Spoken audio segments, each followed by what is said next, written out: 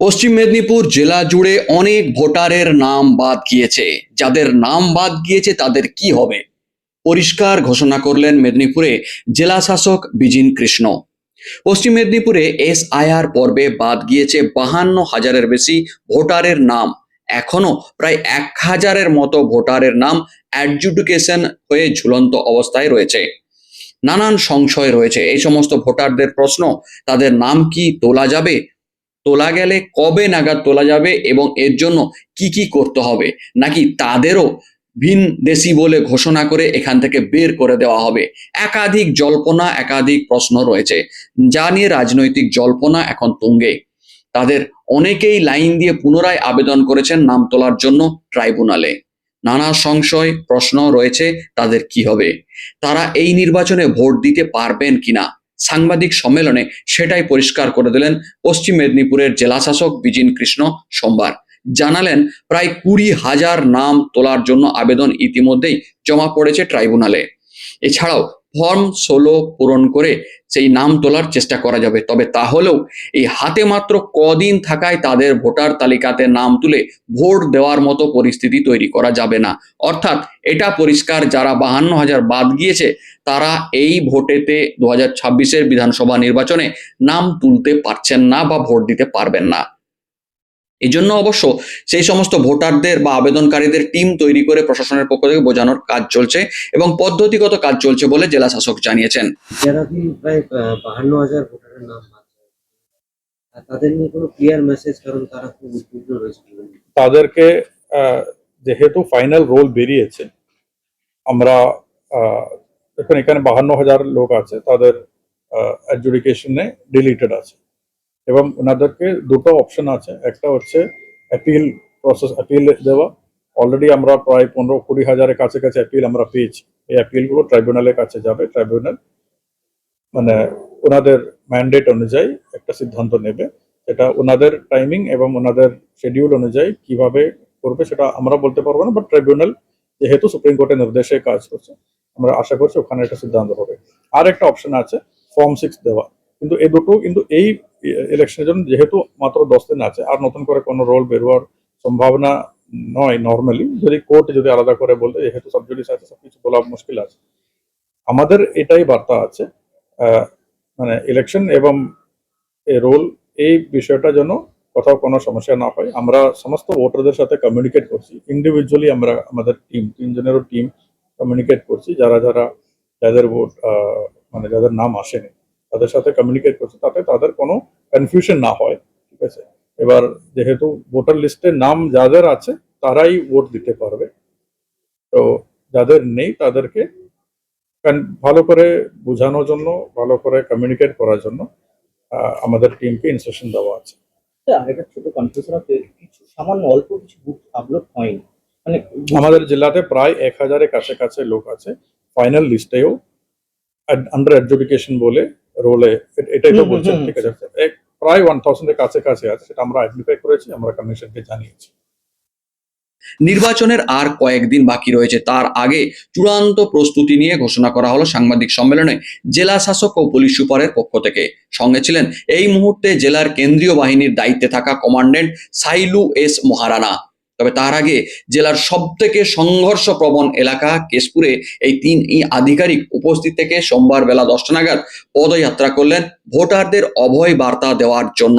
যেখানে প্রতিটি নির্বাচনে কেশপুরে সংঘর্ষ বা রক্তক্ষরণের ঘটনা ঘটেই থাকে, সেই এলাকার মানুষকে কেন্দ্রীয় নিরাপত্তা বাহিনী কত রয়েছে, পুলিশ কিভাবে কাজ করছে বোঝানোর জন্য জেলা শাসক, পুলিশ সুপার ও কেন্দ্রীয় বাহিনীর কমান্ডেন্ট অফিসার রাস্তায় হেঁটে মানুষের সঙ্গে কথা বলে অভয় বার্তা দেওয়ার চেষ্টা করলেন।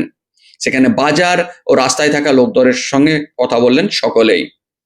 তারা কি বললেন সেটা একবার শোনা যাক। আজকে আমরা পশ্চিম মেদিনীপুরের ডিস্ট্রিক্টের তরফ থেকে আজ এসপি পশ্চিম মেদিনীপুর আমাদের সঙ্গে ছিলেন, আমাদের ডিএম স্যার এবং সঙ্গে আমাদের যিনি ফোর্স কোঅর্ডিনেটর ছিলেন, এনারা সবাই মিলে আমাদের সিএপিএফের সঙ্গে আমাদের লোকাল পুলিশ, আমরা সবাই মিলে রুট মার্চ করলাম কেশপুরে বাজার এলাকাতে। তার কারণ আমাদের সবার মনে যে ভয় আছে যে কেশপুরে অশান্তি হতে পারে ভোটের সময়, সেই ভয় যাতে না থাকে, প্রত্যেকটা মানুষের কাছে এই বার্তা পৌঁছে দেওয়ার জন্য যে পুলিশ সিএপিএফ সবসময় এটা এনশিওর করার জন্য সঙ্গে আছে যে এখানে এবারে যে ইসিআইয়ের ম্যান্ডেট আছে, ভায়োলেন্স ফ্রি ফিয়ারলেস ভোট হবে, যেখানে কোথাও কোনো ইন্টিমিডেশন থাকবে না, কোথাও কোনো ইনফ্লুয়েন্স থাকবে না, ছাপ্পা কোনো বুটজামিং সোরজামিং কিচ্ছু হবে না।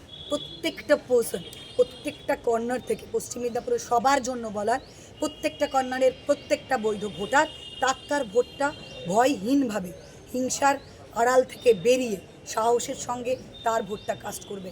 যার যা কিছু প্রবলেম হবে আমরা বলবো, আমাদের কন্ট্রোল রুমের নাম্বার আছে, 1950 নাম্বার আছে, আমার পার্সোনাল নাম্বার আছে, সবাইকে তারা ফোন করবেন এবং যত তাড়াতাড়ি সম্ভব আমাদের পুলিশ পৌঁছে যাবে। যা যা রুল অনুযায়ী ল অনুযায়ী কাজ আছে সব আমরা করব এবং এই মেসেজ যেন প্রত্যেকটা ট্রাবল মঙ্গারের কাছেও যায়, যারা মনে করেছেন যে তারা পার পেয়ে যাবেন, যে তারা অন্যায় করতে পারবেন, তারা হিংসা ছড়াতে পারবেন, তাদের জন্য এই মেসেজ যে আমরা এটাকে লাইটলি নিচ্ছি না।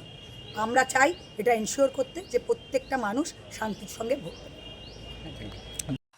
সোমবার সকাল 10টা নাগাদ কেশপুর বাজারে জেলা শাসক বিজিন কৃষ্ণ, পুলিশ সুপার পাপিয়া সুলতানা ও সিআরপিএফের কমান্ড্যান্ট অফিসার যৌথভাবে হাঁটলেন, সঙ্গে বিশাল কেন্দ্রীয় বাহিনী।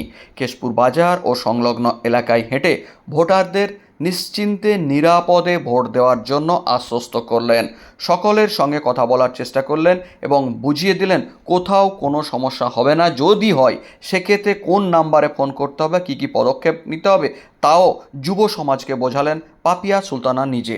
ঠিক আছে, কেউ যদি ভয় দেখে সবাইকে বলে রাখবেন ভোটের দিনে তার আগের দিনে, ঠিক আছে, বাড়িতে থাকবেন, গিয়ে ভোট দেবেন, আবার বাড়ি থেকে কোথাও কোনো জমায়েত করা বা এগুলো করা এরকম অ্যাভয়েড করতে হবে।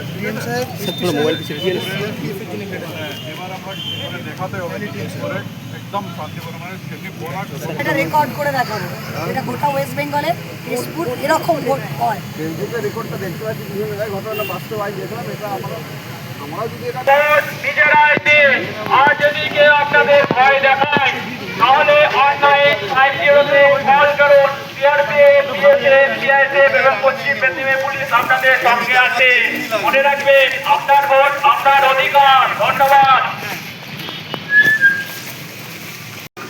পুলিশ ফ্রেন্ড হ্যান্ডশেক করো। তো কি মনে হয় পুলিশ ভালো না খারাপ? ভালো। ঠিক আছে, যখনই তোমার ভয় করবে, যখনই কেউ সমস্যা করবে, কাকে ফোন করবে? পুলিশ আন্টি অথবা পুলিশ আঙ্কেলকে ফোন করবে। মনে থাকবে বেবি? ঠিক আছে। হেলমেট পরাননি কেন? ঠিক আছে, আর নির্ভয় ভোট দেবেন। ডিএম স্যার রয়েছেন, আমরা সবাই এটাই শুধু সবাইকে বলতে এসেছি যে একদম ভয় পাবেন না, কোনো লোক কোনো ভয়ের কারণে ভোট দেবেন না। আপনার যাকে ভোট দিতে মনে হবে তাকে ভোট দেবেন। আর কেশপুর থেকে থাকবেন, আমরা বজায় করার চেষ্টা করব। ঠিক আছে, আমরা আপনার হার্ড অ্যান্ড সোল চেষ্টা করব। ঠিক আছে, আর পুলিশ ভয় পাওয়ার জন্য নয়। পুলিশকে কেন ভয় পায় জানো? একদম ভয় পায় জানো, যারা খারাপ লোক, যারা ক্রিমিনাল। ঠিক আছে, সাধারণ মানুষের একটা বন্ধু একদম ভয় পায়। যখনই দরকার হবে আনা হ্যাঁ ঠিক আছে। পোলিং বুথ বাকি পার্টি কন্টিনিউ করুন।